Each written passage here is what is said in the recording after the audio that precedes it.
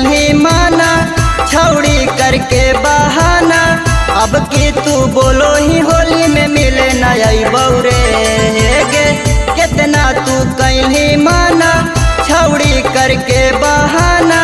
अब की तू बोलो ही होली में मिले नई बौरे। अगे बाप दादा से डरबौ नहीं तोर भाई से डरबौगे। अब की छौड़ी होली में रंगमा चौराहे पड़ल बौगे। अगे बाप दादा से डरबौ नहीं तोर भाई से डरबौगे। अब की छौड़ी होली में रंगमा चौराहे पड़ल बौगे। अब की छौड़ी होली में रंगमा चौराहे पड़ल बौगे। अब की छौड़ी होली में रंगमा चौराहे पड़ल बौगे। अब की छौड़ी होली में रंगमा चौराहे पड़ल बौगे। एही फसाई हमरा बड़का तू जाले में लग जाही छौड़ी हमरा तू फुसलाबे में।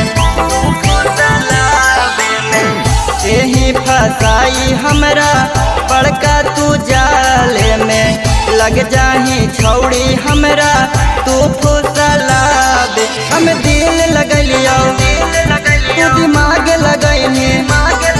हमें मिले बोलियो तू मिले नहीं लही। अगे बाप दादा से डरबौ नहीं तोर भाई से डरबौगे। अब की छौड़ी होली में रंगमा चौराहे पड़ल बौगे। अगे बाप दादा से डरबौ नहीं तोर भाई से डरबौगे। अब की छौड़ी होली में रंगमा चौराहे पड़ल बौगे।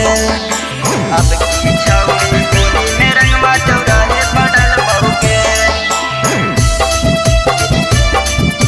अब की छौड़ी होली में रंगमा चौराहे पड़ल बौगे। अब की छौड़ी होली में रंगमा चौराहे पड़ल बौगे। फंस गेलियै हम त तोरा बाते में आई के गे। तू त देही फुसलाई मीठी मीठी बातें में गे।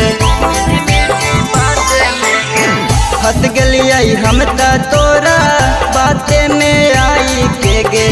तू त देही फुसलाई मीठी मीठी बातें में। रंजीत राजन जैसे मिलतो नहीं साजन।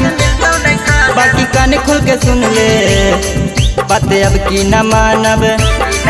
अगे बाप दादा से डरबौ नहीं तोर भाई से डरबौगे। अब की छौड़ी होली में रंगमा चौराहे पड़ल बौगे। अगे बाप दादा से डरबौ नहीं तोर भाई से डरबौगे। अब की छौड़ी होली में रंगमा चौराहे पड़ल बौगे।